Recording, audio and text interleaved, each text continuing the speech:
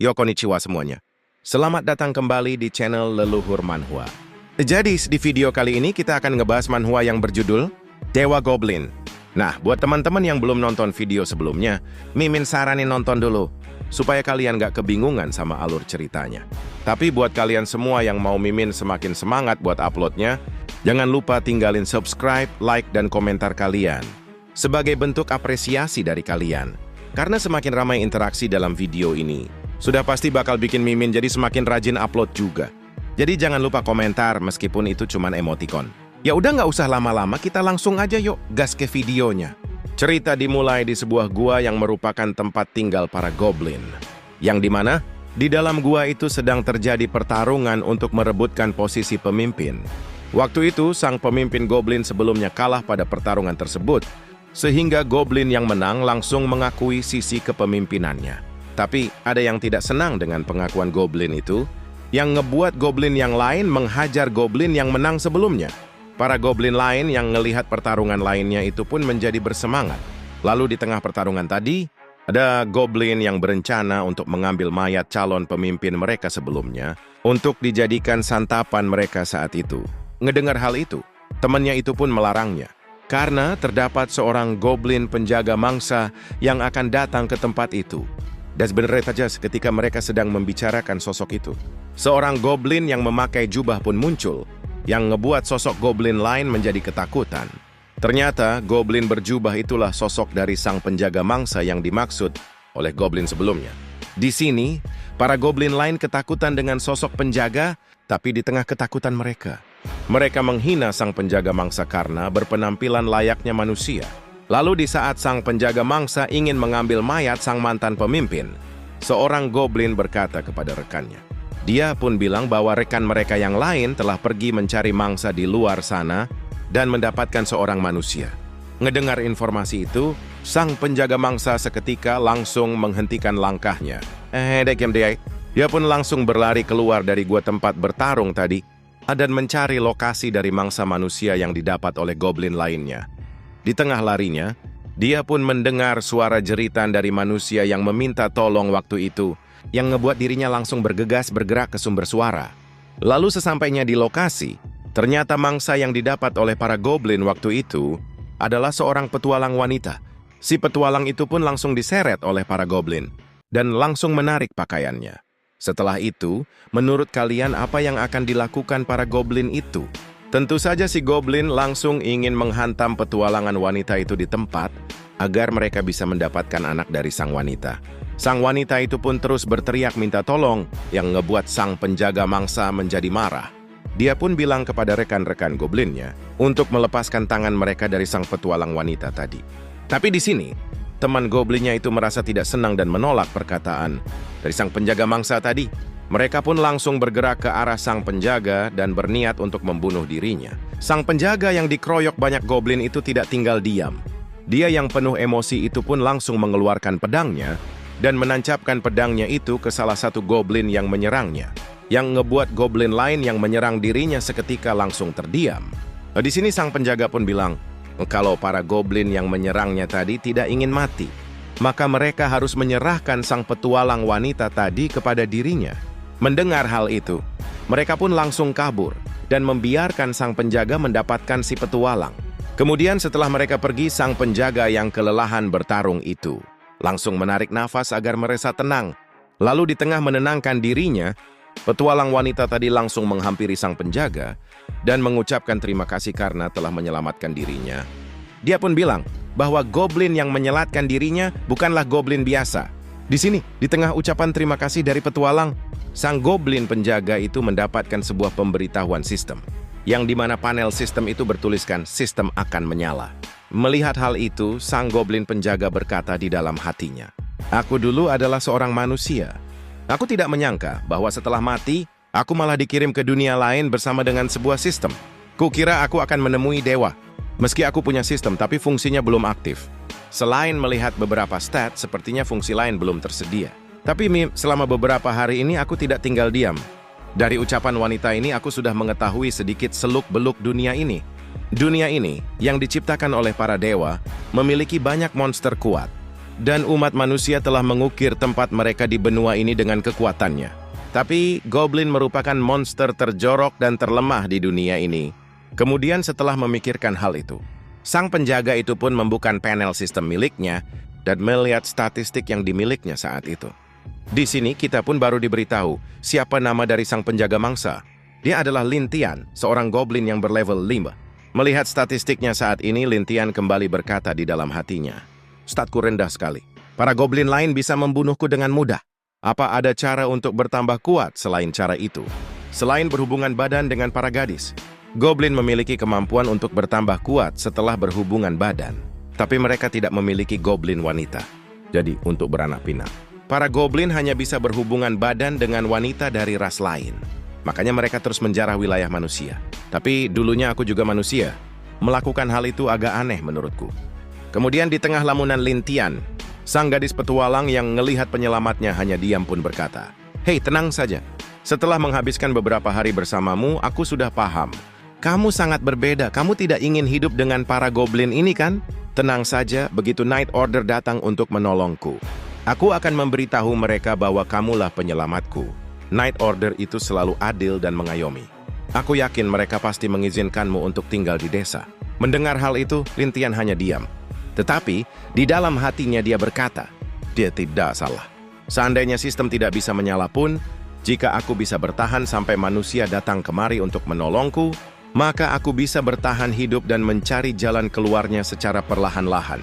Kemudian di tengah pemikirannya itu, tiba-tiba terdengar suara langkah lari di dalam gua itu, yang ngebuat Lin Tian seketika panik. Dia yang menyadari bahwa goblin lain datang ke tempat itu, langsung menyuruh si wanita untuk segera bersembunyi. Kemudian, benar saja, telah sang wanita bersembunyi. Seekor goblin kebelet kawin pun datang untuk merebut wanita yang ada di belakang Lin Tian. Lin Tian pun tidak tinggal diam, dan langsung menebas goblin yang ada di depannya itu.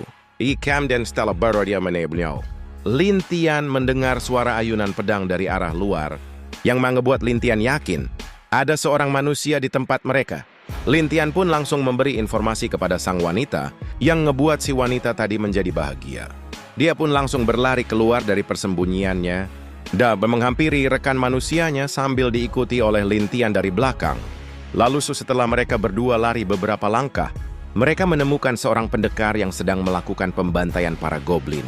Lin Tian yang ngelihat itu seketika panik, karena di saat dirinya melihat statistik pendekar itu, sang pendekar yang bernama Loader itu berlevel 25. Dia tambah lagi, statistiknya yang tidak masuk akal ngebuat Lin Tian semakin panik. Kemudian melihat keberadaan Loader, wanita tadi pun langsung berlari ke arah Loader dan meminta pertolongan kepada komandannya itu. Tapi di saat melihat keberadaan si wanita, Loader tiba-tiba mengayunkan pedangnya ke arah wanita itu yang ngebuat Lin Tian terkejut. Lin Tian dengan cepat langsung mendorong tubuh si wanita agar dirinya selamat dari tebasan pedang Loader. Setelah melakukan itu, Lin Tian pun bertanya-tanya, apa yang sebenarnya telah terjadi? Kenapa Loader berusaha membunuh wanita yang telah diselamatkannya tadi? Di sisi lain, Loader tidak senang karena serangannya tadi berhasil dihindari oleh seorang goblin yang ngebuat Loader saat itu berjalan mendekat ke arah Lin Tian dan gadis yang ada di sampingnya. Di sini, si wanita itu pun bilang bahwa dirinya adalah anak buah dari si Loader yang bernama Kelia. Mendengar ucapan itu, Loader menyuruh Kelia untuk diam. Dia pun bilang ke Kelia dengan berkata, "Kau sudah dikotori oleh para goblin, dan bisa saja sekarang kau sudah dihamili oleh mereka. Jangan harap kau bisa mendapatkan ampunan dariku. Tebus dosamu kepada Holy Mother." Ngedengar hal itu, Kelia langsung sedih. Dia pun saat itu langsung memohon ampun kepada Loader dengan bilang, "Tunggu dulu, Komandan. Meski aku ditangkap, aku tidak dikotori oleh para goblin. Itu karena goblin ini melindungiku dari mereka." Loader pun tidak memperdulikan alasan yang Kelia katakan, karena bagi dia itu adalah hal yang tidak mungkin terjadi. Yang ngebuat Loader saat itu langsung bersiap melancarkan serangannya untuk ngebunuh Kelia yang ada di depannya. Melihat hal itu, Lin Tian tidak tinggal diam.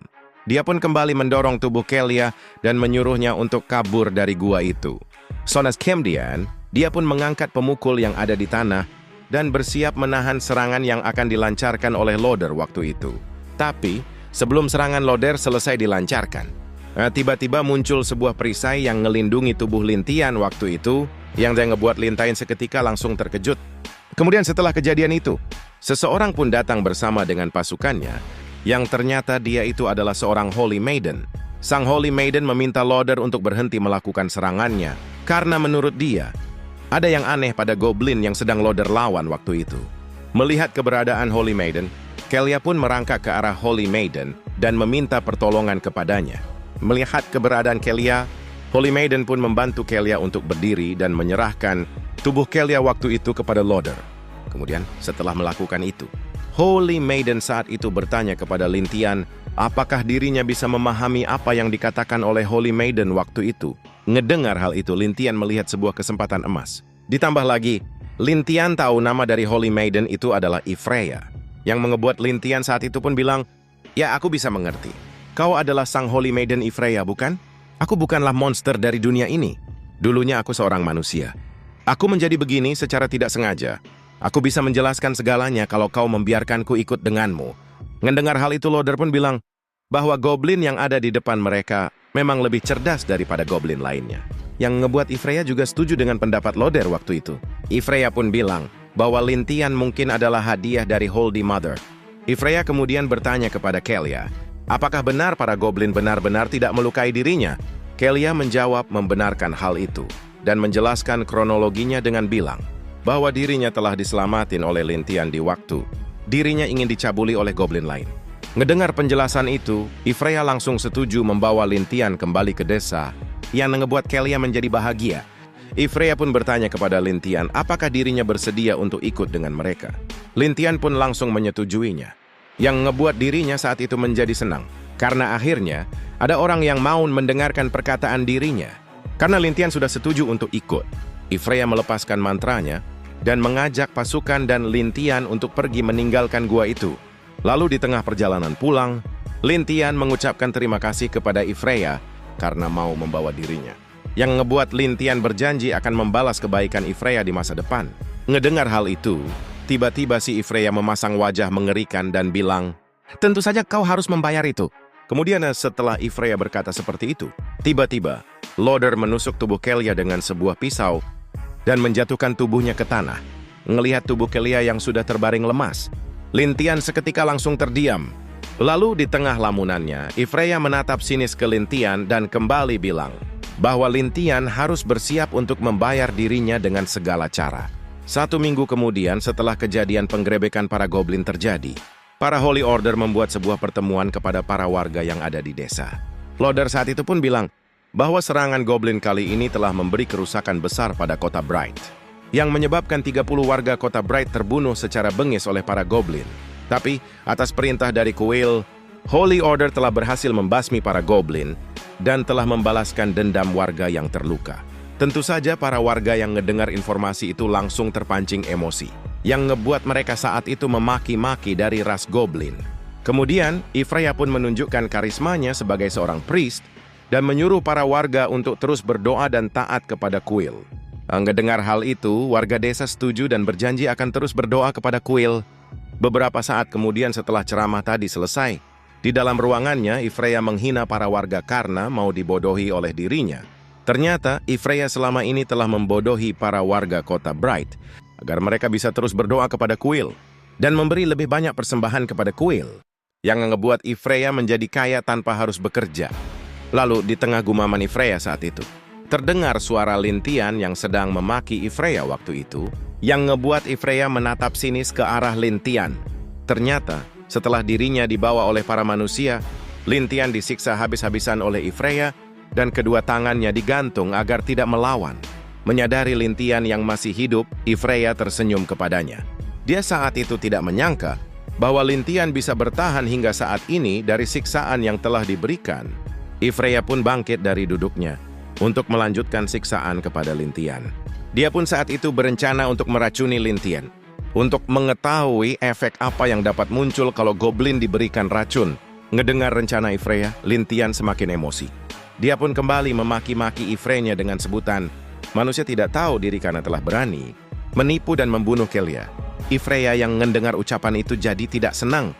Dia pun langsung menusukkan kayu ke dalam mulut Lintian sambil berkata, aneh sekali makhluk lemah dan sampah sepertimu.